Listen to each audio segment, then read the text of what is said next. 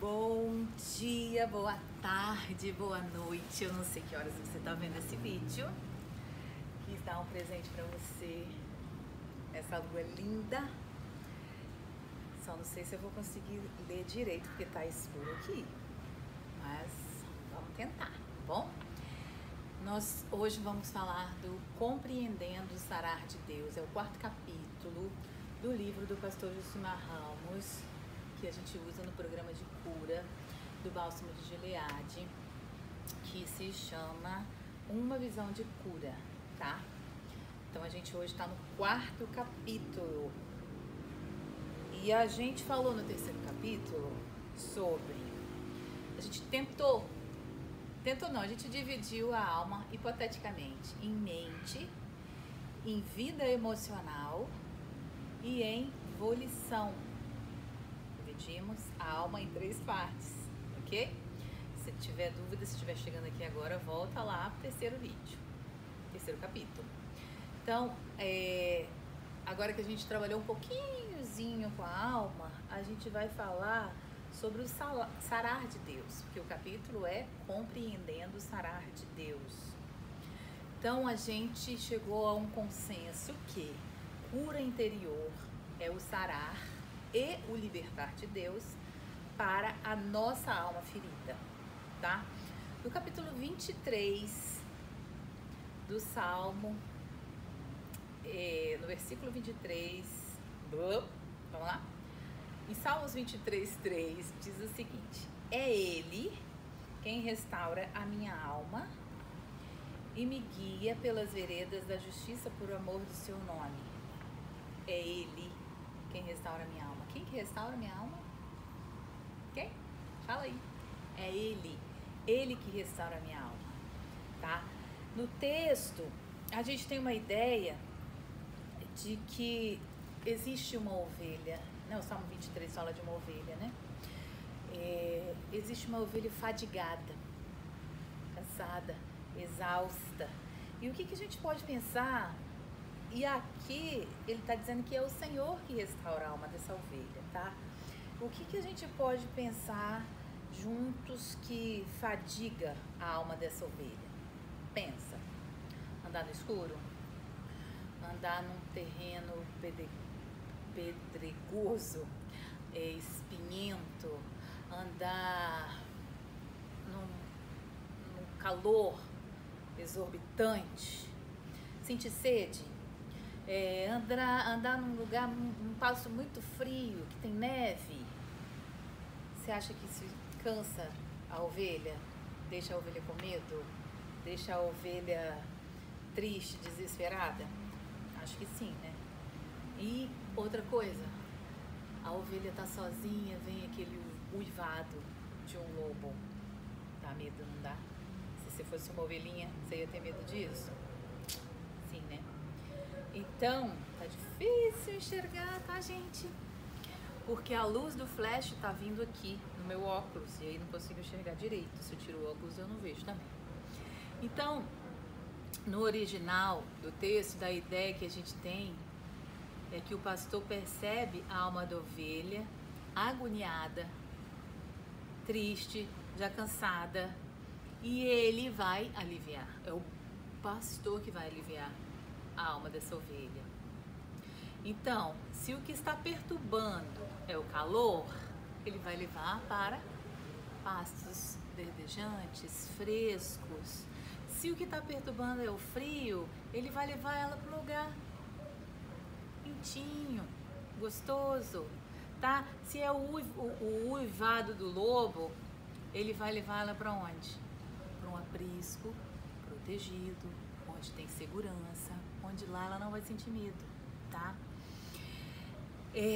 Podemos perceber nesse texto que Deus quem faz, não é isso que a gente leu? É Deus quem restaura a sua alma. Foi 23:3 que a gente leu? Então quem que faz, gente? Quem faz é Deus. E é Ele quem restaura a alma da ovelha. A gente vive numa época, né, que a igreja parece que não dá muita atenção. Na verdade, nunca deu, né? Muita atenção para as questões da alma da pessoa. Eu cuido do espiritual, cuida do corpo, mas não dá muita atenção para a alma das pessoas, né? Para as nossas almas. O pastor Josimar conta aqui que ele foi atender uma adolescentezinha, uma garotinha novinha, e ela disse para ele: ai, pastor, eu tô sofrendo tanto, eu tô tão sofrida, tô tão angustiada. Aí ele disse pra ela: conta, princesinha, o que você tem? Ele falou: ai, porque eu tô gostando de um garoto. Ai, meu Deus, que garoto. Sonho com ele todo dia e noite. Mas eu não tenho idade, eu sou muito nova pra namorar com ele. Mas eu preciso te contar que eu tô sofrendo demais, tal. E o pastor falou pra ela: aqui, vamos orar, talvez esse menino seja pra você, seja pra casar com você. Mas você é nova realmente, talvez não é tempo. Que tal a gente orar pra Deus sarar isso em você? Você ficar bem, você ficar alegre, você aguentar esperar a sua idade chegar. E aí, a adolescente disse pra ele assim: pastor, mas a gente vai orar por isso? A gente não ora por isso. Aí ele falou: por que não? Não, isso não é coisa pra orar. Isso não é coisa séria. Você acha que Deus vai se preocupar com isso? Não, pastor, a gente não pode orar por isso, não.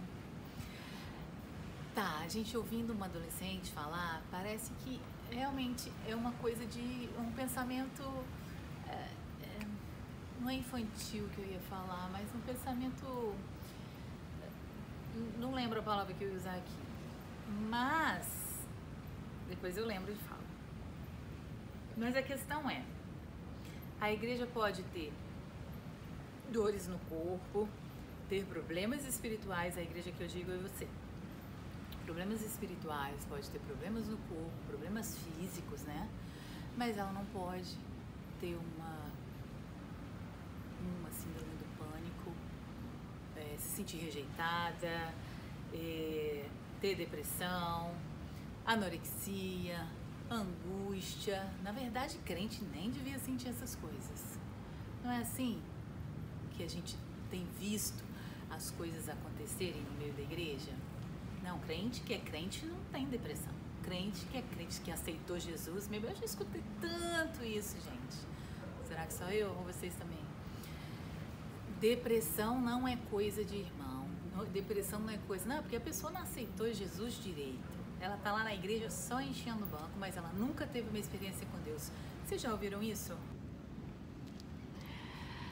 Tive que dar uma paradinha, voltei e achei uma solução melhor. Cheguei mais perto, apaguei o flash e achei uma coisa que eu tenho. Olha, eu tinha esquecido. Eu tenho essa lâmpadazinha aqui, que você encaixa aqui no livro, ó.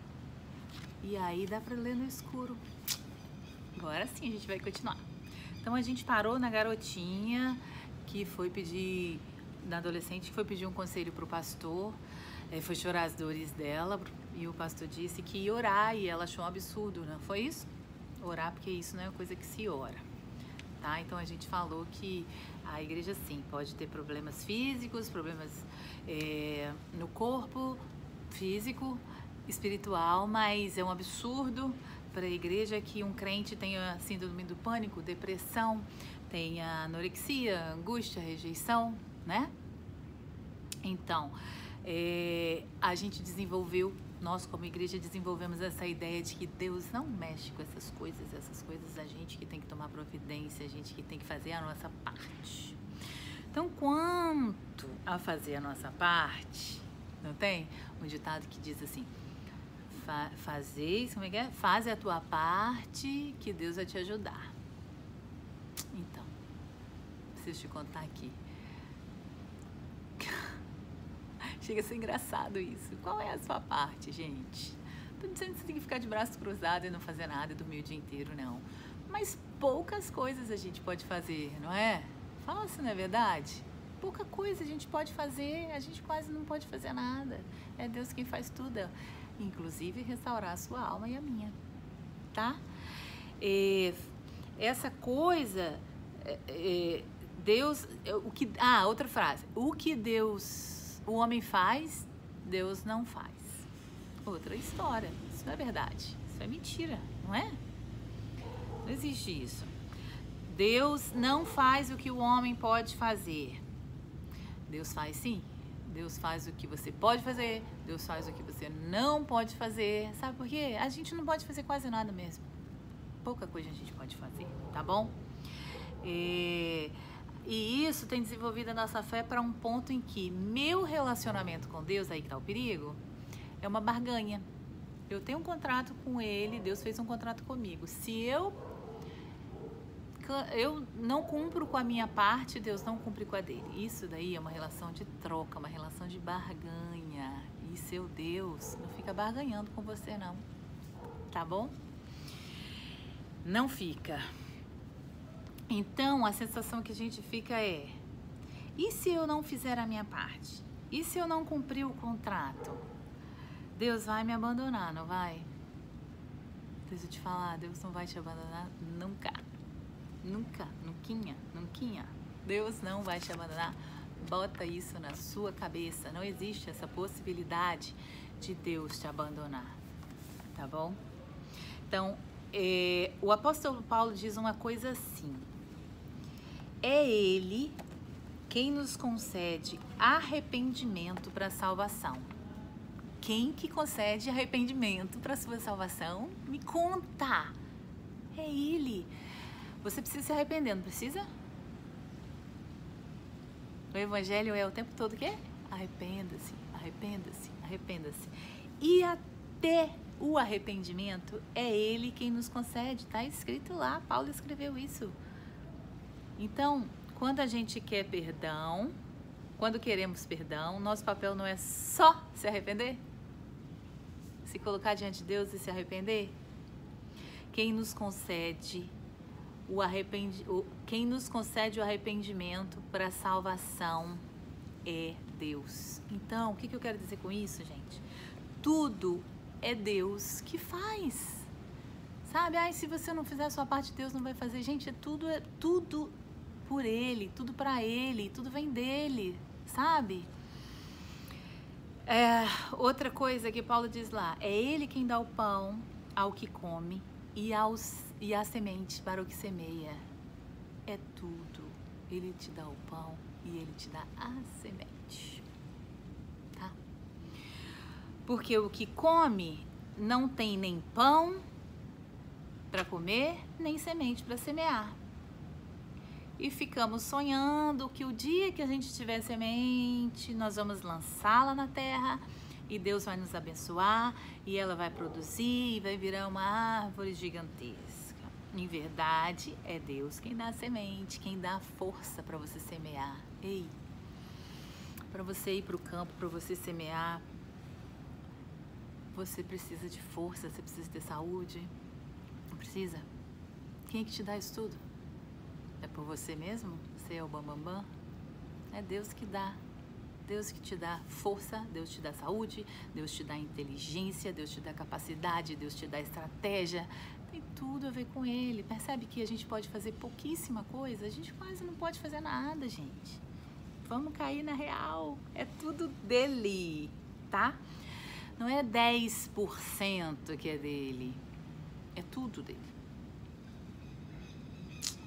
Sacou qual é? É tudo dele. Deus está sim interessado nos nossos problemas, nas coisas que nós sentimos, porque elas fazem parte de nós, tá? E não há absolutamente nada que nós não possamos contar para Deus. Quer saber de uma coisa?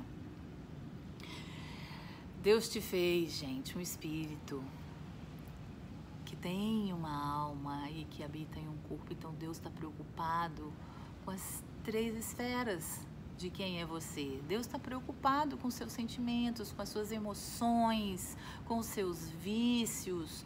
Deus está preocupado com os seus vícios emocionais, tá?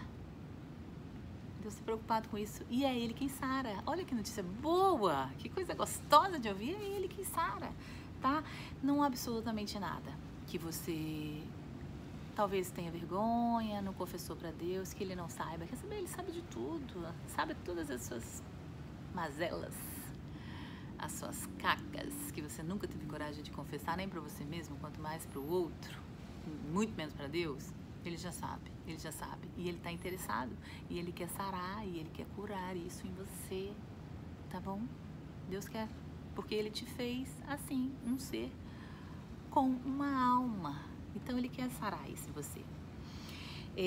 Aqui o pastor Josimar faz outra comparação, que ele diz o seguinte, que nesse tempo do sarar de Deus, nesse tempo que Deus vai sarar a nossa alma ferida, existem dois momentos, que é um momento de cirurgia e um momento de fisioterapia. Qual que é o momento de cirurgia?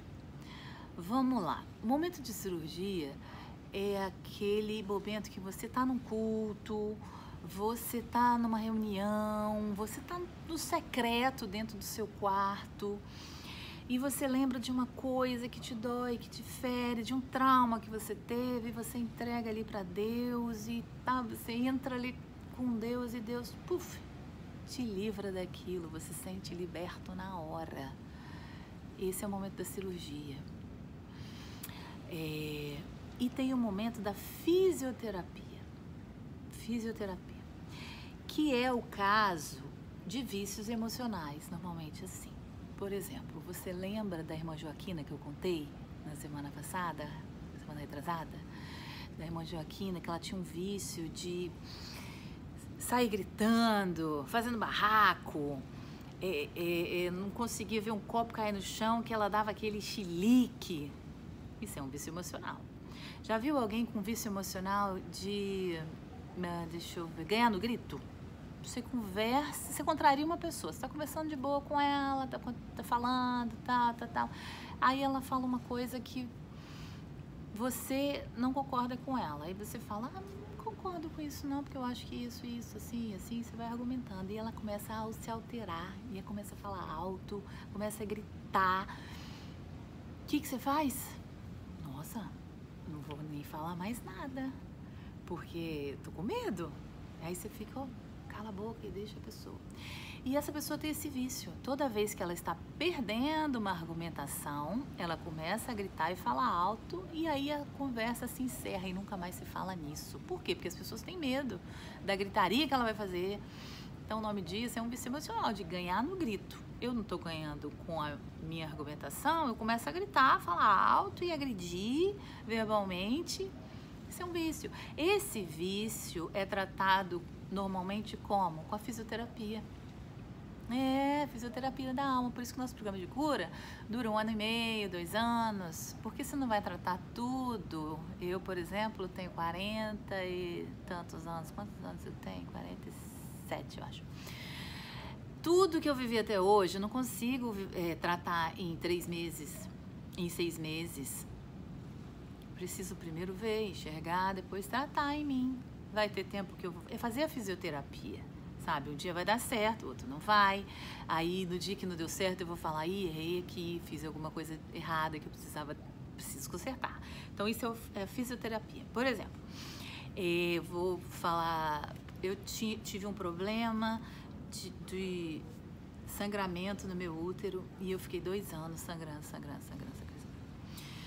Eu precisava tomar injeção na veia de 2 em 2 meses para recuperar todo o ferro que eu perdia. Pronto, chegou uma hora que eu estava tão fraca, tão ruim de saúde, que o médico falou, precisamos tirar seu útero. O que eu fiz? Fiz a cirurgia, tirei o útero, nunca mais tive problema, graças a Deus. Então a cirurgia me curou. Agora, a minha mãe quebrou o pé, levou um tombinho leve, uma coisa de nada, ela quebrou um ossinho do pé e rompeu ali, precisou botar um parafuso, placa no pé da cirurgia, só que ela perdeu o movimento do pé, tá? E esse movimento que ela tem no pé, ela precisa fazer fisioterapia. Então, ela fez fisioterapia por muito tempo, já tem 2 anos e até hoje ela não tá andando direitinho, ela tá com problema ainda no pé na hora de andar. Por quê? Porque precisa fazer o movimento, porque ali abrange ligamentos, tendões, músculos. Deu para você entender a diferença da cirurgia e da fisioterapia na alma? Então, existem esses dois momentos. Para isso, a gente precisa ter paciência para fazer a nossa musculatura, que a gente está acostumada a agir e reagir de uma certa maneira na nossa alma, para funcionar de forma correta, tá? Então, o modo que Deus usa para sarar vai depender muito de qual é o problema. Algumas vezes, algumas curas vão vir com cirurgia, outras curas vão vir... a cirurgia cura instantaneamente e a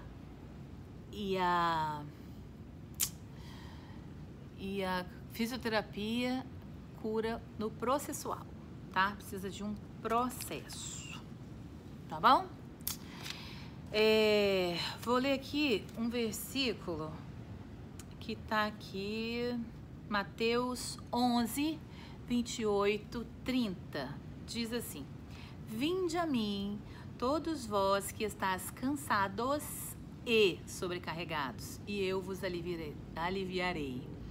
E depois ele diz, são duas coisas: vinde a mim, você que está cansado, está sobrecarregado, e eu vou te aliviar. O outro ele diz: tomai sobre vós o meu jugo e aprendam de mim, que sou manso e humilde de coração, e encontrareis descanso para as vossas almas.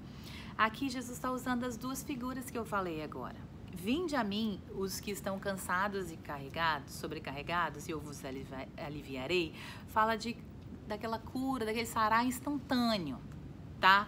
Quando que você vai ser aliviado completamente, é a cirurgia. Quando ele diz, tome o meu jugo sobre você, jugo é algo que pesa, não é? Jugo é aquela madeira que coloca no boi.